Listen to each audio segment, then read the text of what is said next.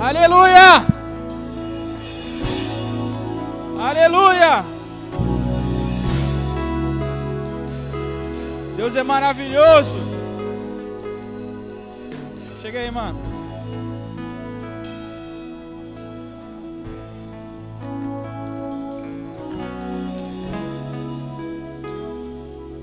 Aleluia. Fica nesse fundinho aí. Fica no fundinho. Eu gostaria que todos os homens viessem aqui, respeitando, claro, um braço de cada um. Todos os homens viessem aqui.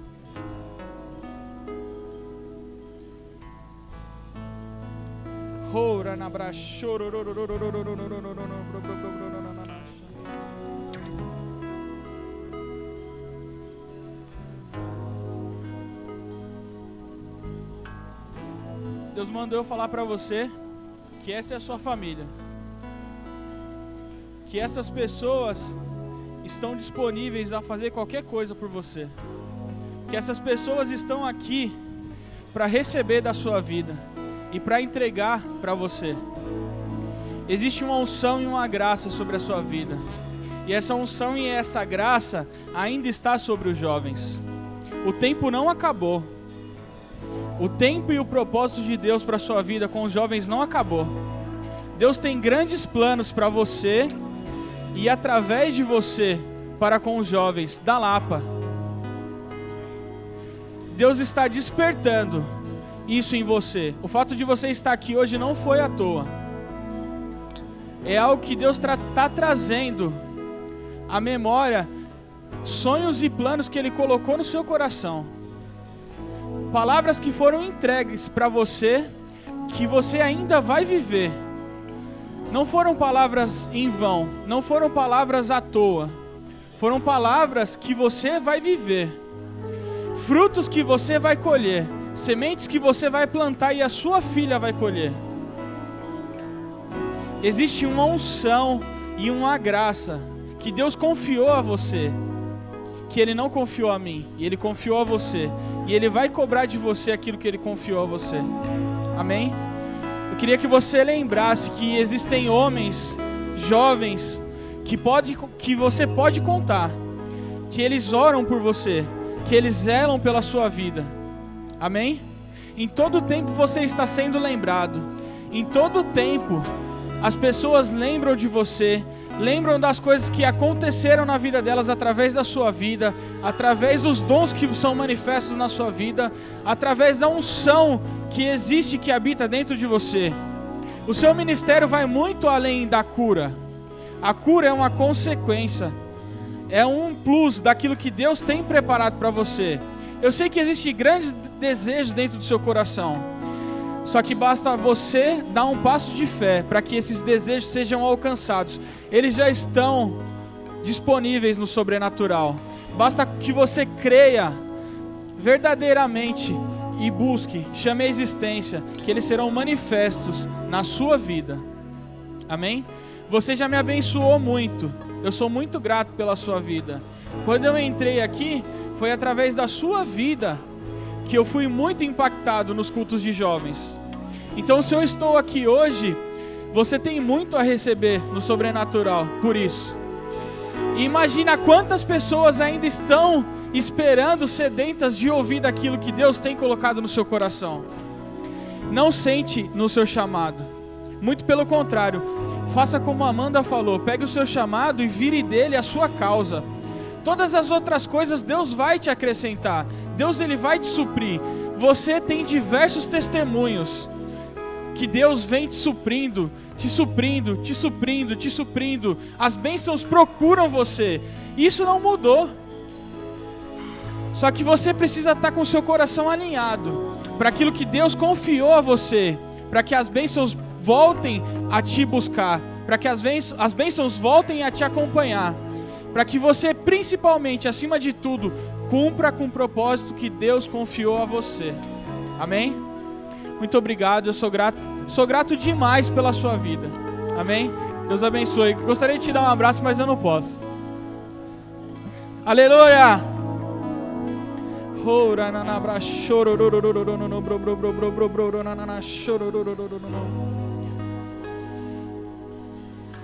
Aleluia. Gente, muito obrigado. Se o Gli puder ficar aí. Já tem água, já tá com o banquinho, né? Você tá estruturado. Aleluia. Gente, vocês podem sentar. Ó, hoje vocês vão ter o privilégio de ouvir uma ministração que foi feita para mim. Vocês vão ouvir de tabela. Mas eu creio que vai abençoar a vida de vocês.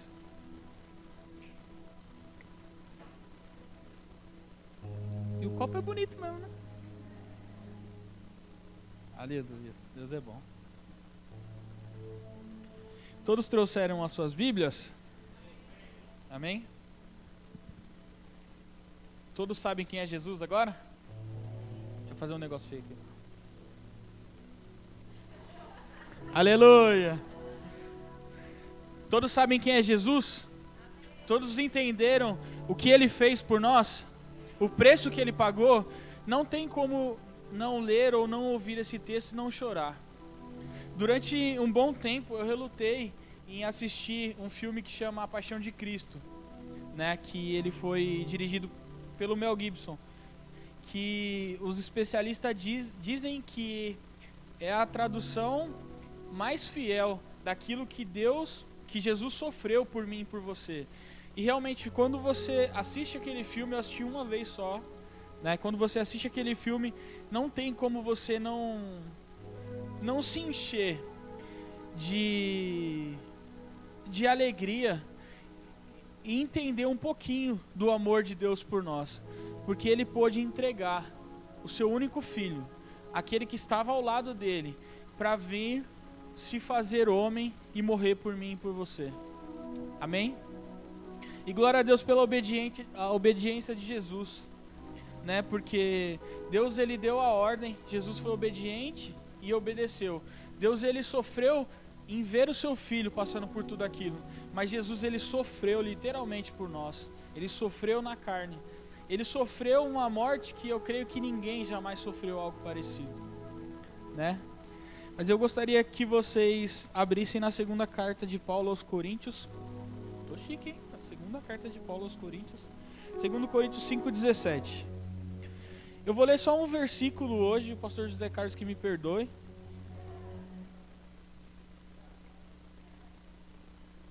Deve estar vai se coçar. Um versículo. 2 Coríntios 5:17 diz assim: assim que, se alguém está em Cristo, nova criatura é. As coisas velhas já se passaram, eis que tudo se fez novo.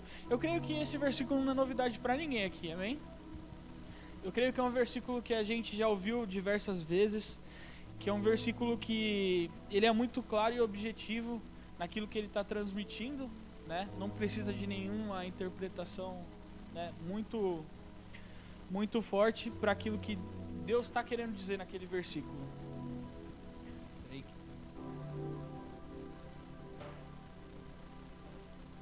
Aleluia.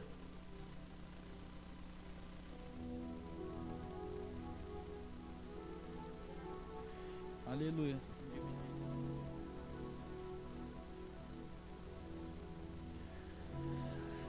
Quem aqui tem prazer em ter algo novo? É bênção, né? Imagina, a gente tem essa camisa aqui é nova, glória a Deus. A gente tem uma camisa nova, a gente tem um sapato novo. Eu gosto muito de relógio. Quando eu tenho um relógio novo, eu fico muito feliz. Um celular novo, um carro novo. Quando a gente muda para uma casa nova. Todas essas coisas são bênçãos. Quando a gente está falando com os teens também, quando tem um videogame novo, né? Esse videogame novo que tá para vir, que ele é mais caro do que um Celtinha, ele é bênção também. Isso aí os pais vão ter que orar bastante.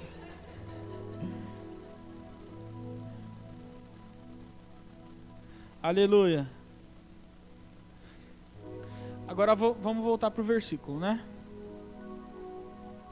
Aqui no versículo diz que assim que, se eu estou em Cristo, nova criatura eu sou. As coisas velhas ficaram para trás e tudo se fez novo. Quando você aceita Jesus, quando você aceita Jesus e reconhece Ele como Senhor e Salvador da sua vida, essa primeira parte do versículo ela é cumprida. E é assim que se alguém está em Cristo, a partir do momento que eu aceito Jesus como Senhor e Salvador da minha vida, essa primeira parte do versículo, ela é cumprida. Eu estou em Cristo, eu sou nova criatura. Aí tem a outra parte do versículo, as coisas velhas se passaram, ficaram para trás, e eis que tudo se fez novo. Quando a gente aceita Jesus, aceita e reconhece Jesus como Senhor e Salvador da nossa vida, a Bíblia diz que nosso nome está escrito no livro da vida. Amém? A partir do momento que o nosso nome foi escrito no livro da vida, Deus, Ele já nos enxerga de uma outra forma. Ele já nos enxerga como Ele enxergava Adão no jardim. A partir do momento que você reconhece, que você toma uma atitude, dá um passo de fé, de reconhecer Jesus como Senhor e Salvador da sua vida, você volta para a posição de origem, de onde nós nunca devíamos ter saído, que é de filhos legítimos de Deus. Deus, Ele já nos enxerga dessa forma. Só que o que acontece? Eu vou dar o exemplo da minha vida e eu vou colocar como se fosse hoje. Se eu aceito Jesus hoje, 21 anos atrás, se passaram, brincadeira, 32 anos atrás que se passaram, para Jesus, para Deus não vale mais nada aquilo que eu fiz, aquilo que eu deixei de fazer. Só que para mim, essas emoções ainda, elas ainda estão vivas. Amém? A partir do momento que a gente nasce de novo, o que nasce de novo? É o nosso espírito. Mas nós ainda habitamos, lembra que eu ministrei na quinta-feira? Que nós somos um espírito, nós habitamos em um corpo e temos uma alma. Então assim, a partir do momento que a gente aceita Jesus, o nosso espírito nasce de novo. Deus, Ele reconhece o nosso espírito, amém? E Ele reconhece que o espírito dele, que é o nosso espírito, ele já nasceu de novo, já voltou para casa, já é nova criatura. Só que nós estamos sujeitos às emoções da alma e a viver neste corpo. Então, existe um processo para que essa verdade, que já é uma verdade de Deus, se torne uma verdade nas nossas vidas. Vocês conseguem entender? Às vezes eu me enrolo, mas vocês estão entendendo, né?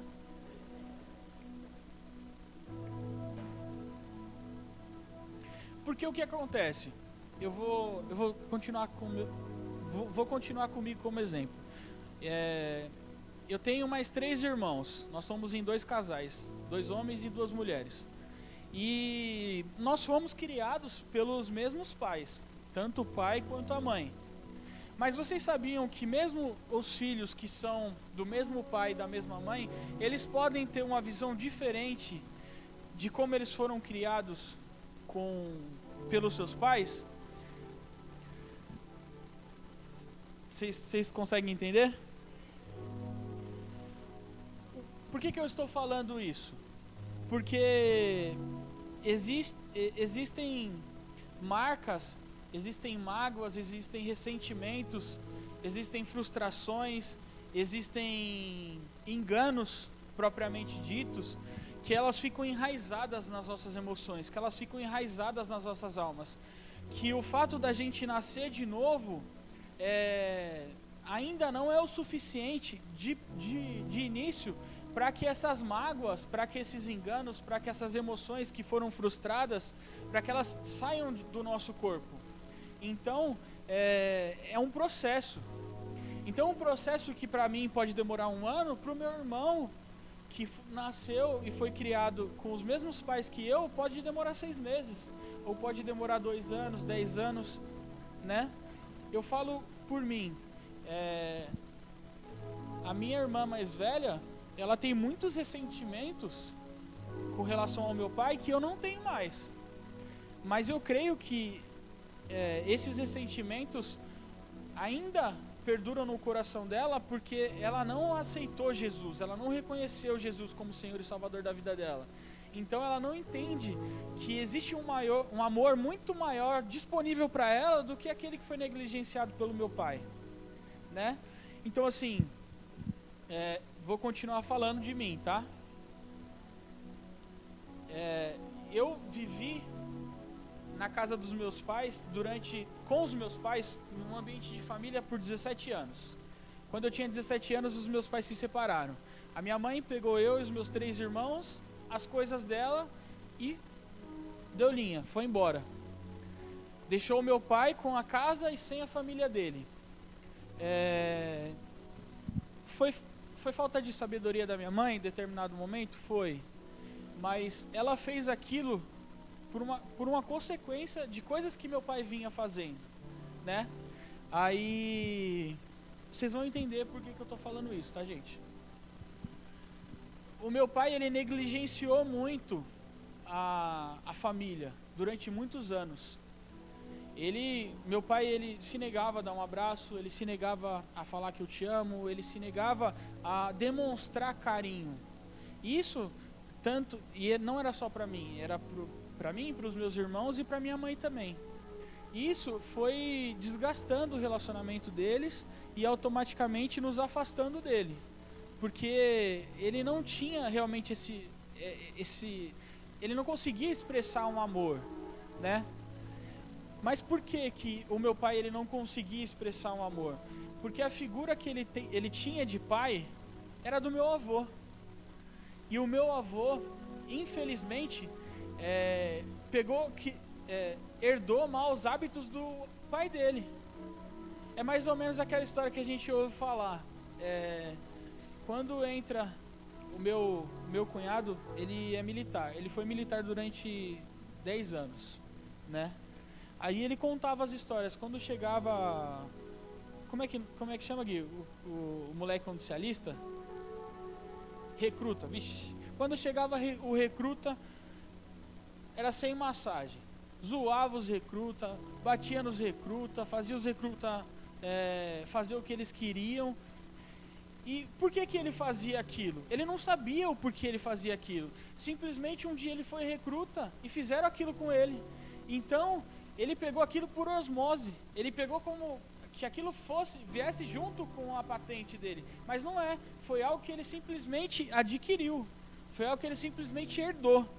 E com o meu avô e com o meu pai foi da mesma forma. O meu avô teve uma criação de uma forma, ele entendia que aquilo era o suficiente, passou para o meu pai, que entendia que aquilo era o suficiente e passou para a gente, né?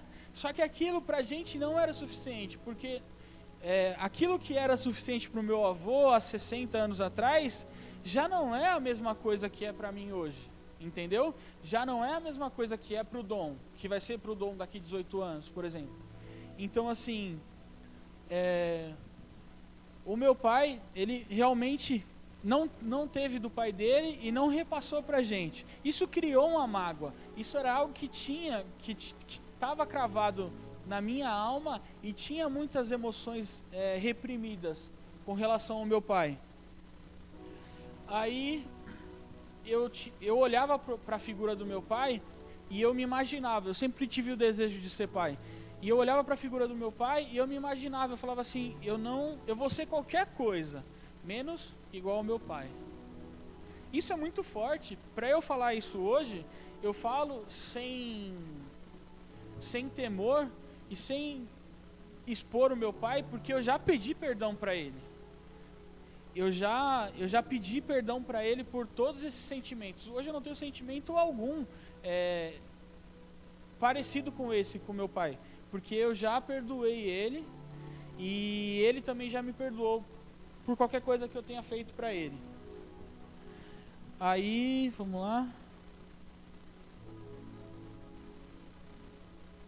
Tá.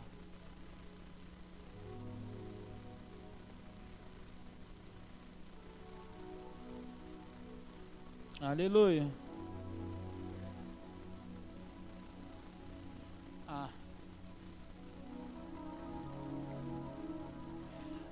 Aí eu olhava para o meu pai e eu falava assim: eu vou ser qualquer coisa, menos aquela figura paterna que eu tinha. E a gente saiu de casa, 2 anos depois a minha mãe faleceu, e a gente teve que voltar a morar com meu pai, mesmo sem querer, mas eu era o único que era maior de idade, os meus 3 irmãos eram menor de idade, então eu fui porque eles foram, e a gente tinha que fazer aquela família funcionar, né? Só que eu falava que nós éramos dois leões dentro de casa. Ele não mexia no que era meu e eu não mexia no que era dele. Ou seja, não tinha sabedoria nenhuma naquele lar. Aquele lar era totalmente perdido, era totalmente rachado. E eu sempre tive a impressão que eu era melhor do que meu pai. Porque eu com 16 anos, eu ganhava mais dinheiro do que o meu pai, que trabalhava na mesma empresa há 25 anos. Então assim, eu sempre me achei melhor do que meu pai. E eu achava que eu estava fazendo as coisas diferentes dele. Até que um dia, a minha irmã, mais nova, ela virou para mim, uma discussão que a gente estava tendo, ela virou para mim e ela falou assim: você está ficando igualzinho ao pai. E aquilo doeu demais em mim. Porque eu achava que eu estava fazendo tudo certo para não ser igual ao meu pai.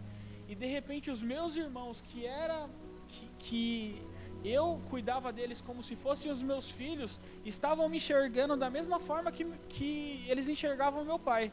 E aquilo fez com que eu mudasse a minha atitude de várias formas. Aquilo foi uma bênção que ela me falou.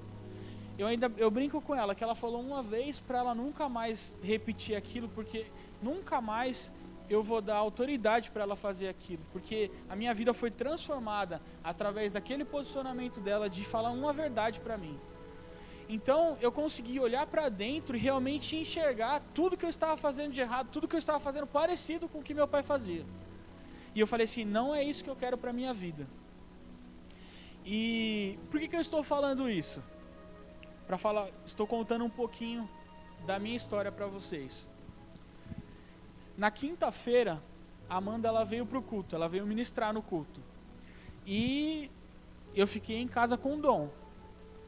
Porque a gente, como vocês sabem, a gente está no meio da pandemia e a gente está com a nave com a capacidade reduzida. Pessoas com mais de 60 anos e crianças com menos de 12 anos não podem vir, não tem departamento infantil. Então eu fiquei em casa e eu estava tranquilo, porque eu ia ficar em casa com o Dom e eu ia assistir a ministração da Amanda, porque glória a Deus pela tecnologia, amém? E eu tinha feito uma programação certinho. Eu vou dar banho nele, eu vou dar uma mamadeira para ele, vou pôr ele para dormir e eu assisto a ministração. Só que os meus planos não foram os mesmos dos dele, né? Os planos dele foram diferentes do meu. Então assim, eu dei banho nele, foi maravilhoso, dei a mamadeira para ele, foi maravilhoso. Só que na hora que ele viu eu fazendo assim, ó, já era. O meu filho, ele ficou irreconhecível. Irreconhecível. Eu nunca vi o Dom daquela forma. Ele está passando por algumas mudanças. Os dentinhos dele estão nascendo. Então a gente sabe que isso afeta muito no humor da criança. Mas nós estamos vindo de 2 semanas, tanto eu quanto a Amanda, 2 semanas seguidas, dormindo de 4 a 5 horas por noite. E não são 4 ou 5 horas seguidas, são de meia em meia hora, de 1 em 1 hora, quando muito. Porque ele não consegue dormir e automaticamente a gente também não. Então nós estamos vindo numa pegada muito puxada, onde a gente está extremamente cansado, emocionalmente e fisicamente. E de repente, o Dom ele ficou irreconhecível. Ele chorava. Ele chorou durante 2 horas seguidas. Ao ponto de eu falei assim, daqui a pouco alguém vai interfonar aqui, porque acha que eu estou fazendo alguma coisa com o menino. Porque ele gritava, ele berrava.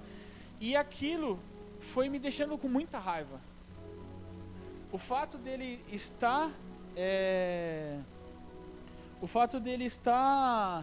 chorando e eu não consegui controlar o choro dele, e eu não consegui solucionar aquele problema que ele estava tendo, foi me irando. Eu fui me irando de uma forma assim, absurda.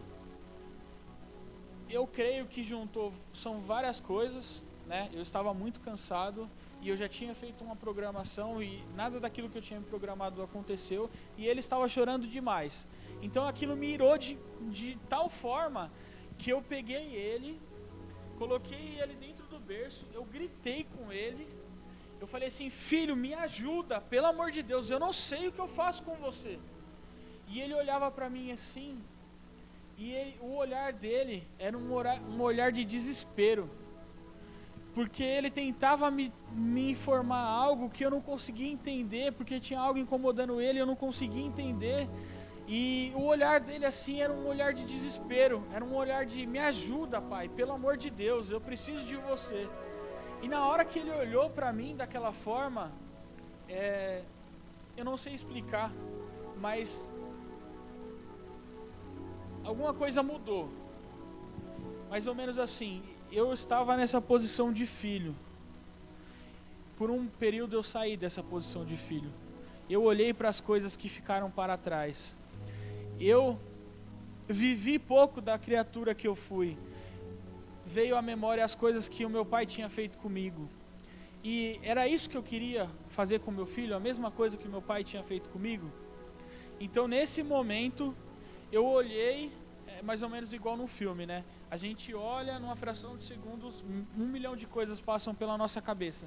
E eu olhei para ele e eu pensei, falei assim, pai, Ricardo, não vai resolver isso. Eu preciso da sua ajuda. E eu comecei.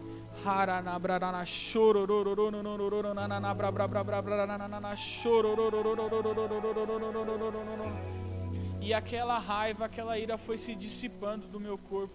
Aquela raiva, aquele sentimento que não vem de Deus foi saindo de uma forma assim sobrenatural. O meu semblante, que era um semblante de ira, ele foi se transformando em um semblante de amor.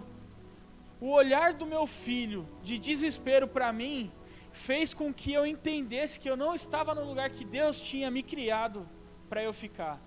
Eu estava andando nas minhas emoções. Eu tinha esquecido de quem eu fui, de quem Deus me confiou para ser, e eu tinha voltado a ser o Ricardo de 5 anos atrás. E automaticamente quando eu comecei a orar em línguas, no quarto dele, a atmosfera começou a mudar, a situação começou a mudar, o meu semblante começou a mudar, ele começou a mudar. Aquele olhar de desespero já não existia mais. O rosto dele vermelho e cheio de lágrima e escorrendo lágrima já estava secando, o rosto dele já não estava tão vermelho, o semblante dele já tinha mudado, porque ele estava vendo de novo o pai dele ali. Por um período ele não enxergou o pai dele. A partir do momento que eu dei lugar ao Espírito, o meu filho conseguiu enxergar o pai dele de novo. Eu não sei se vocês estão me entendendo. Eu estava andando totalmente na carne, totalmente pelas emoções, irado, em pecado. Pode ser lícito? Pode, porque é natural da gente estar cansado. Só que por um período eu fui irreconhecível para o meu filho. Eu não sei se vocês conseguem entender isso, mas ele tem 9 meses. Eu o amo. E eu não consigo entender como que eu me permiti, durante um período, ser irreconhecível diante dos olhos do meu filho. Isso é muito forte.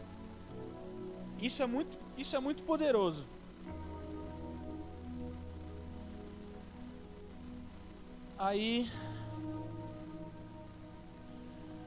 Mas eu tive a oportunidade de declarar esse versículo novamente. 2 Coríntios 5, 17. O louvor pode subir, por favor?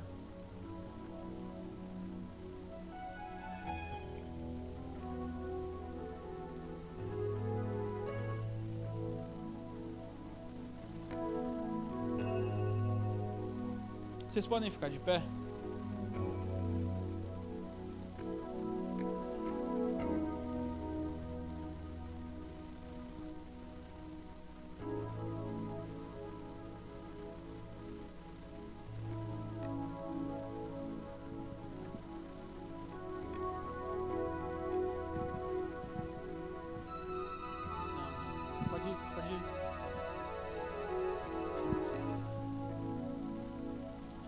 Aleluia!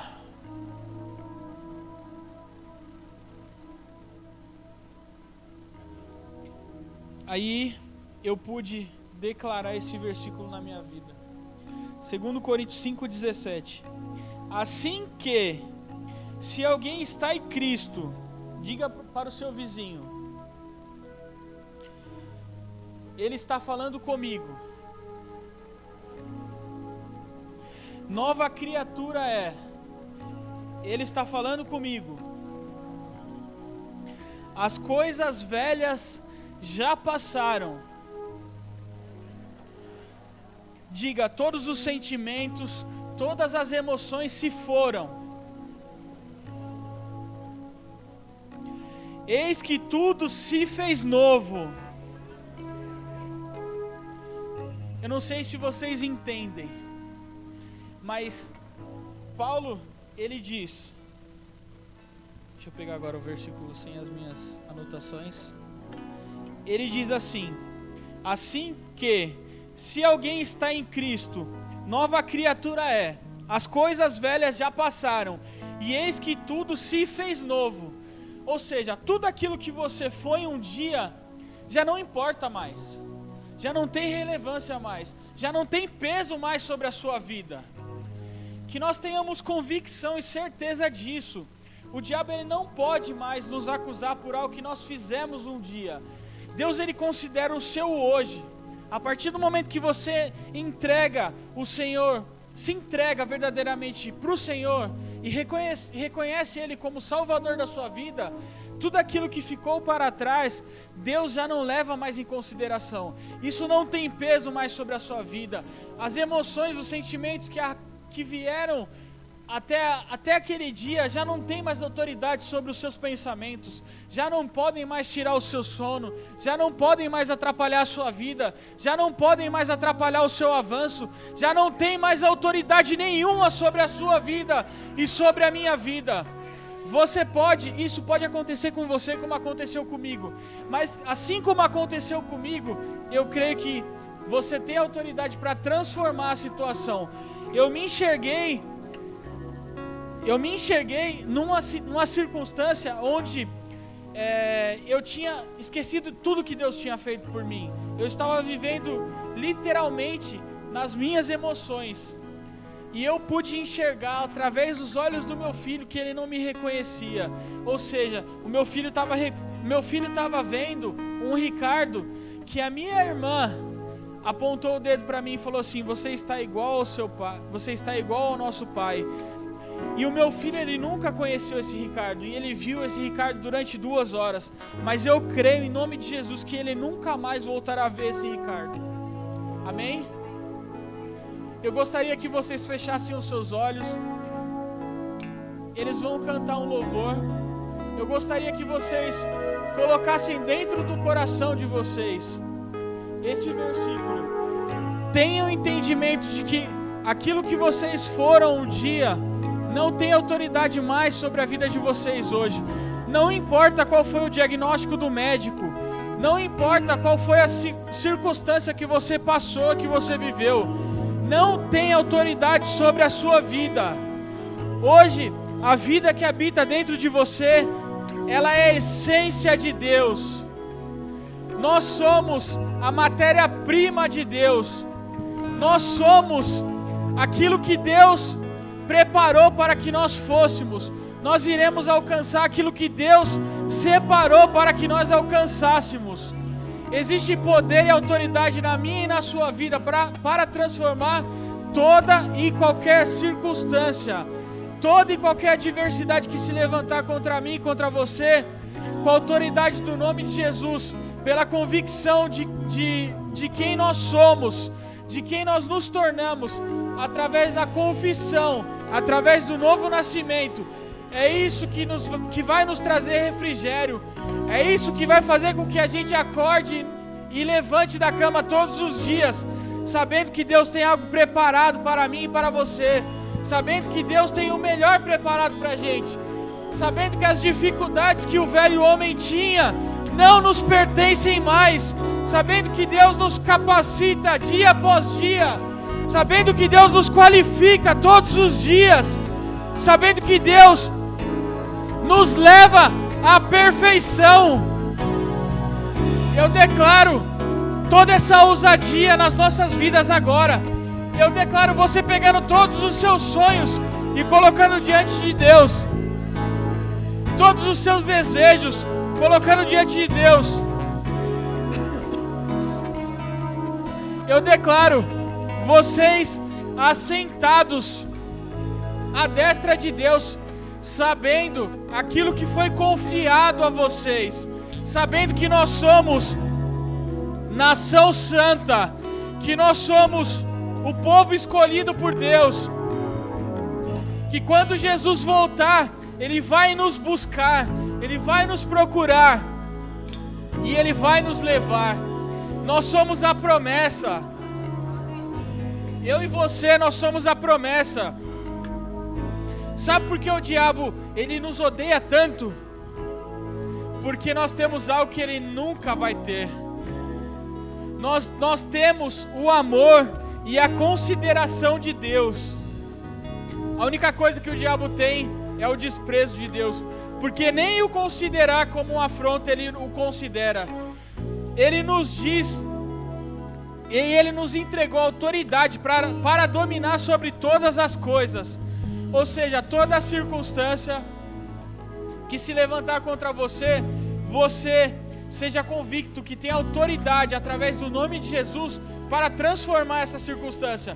O diabo, ele é mentiroso, ele se levanta com mentiras, ele se levanta com falsas circunstâncias, porque a única arma que ele tem é a mentira. Mas a arma que nós temos é o Espírito de Deus, é a comunhão com o Senhor, é a convicção de que nós somos salvos, de que nós estamos nesse mundo de passagem, que nós estamos aqui por um período, que o nosso lugar é nos céus, que o nosso lugar é louvando e adorando a Deus em todo o tempo, que nós somos escolhidos, que nós somos diferentes,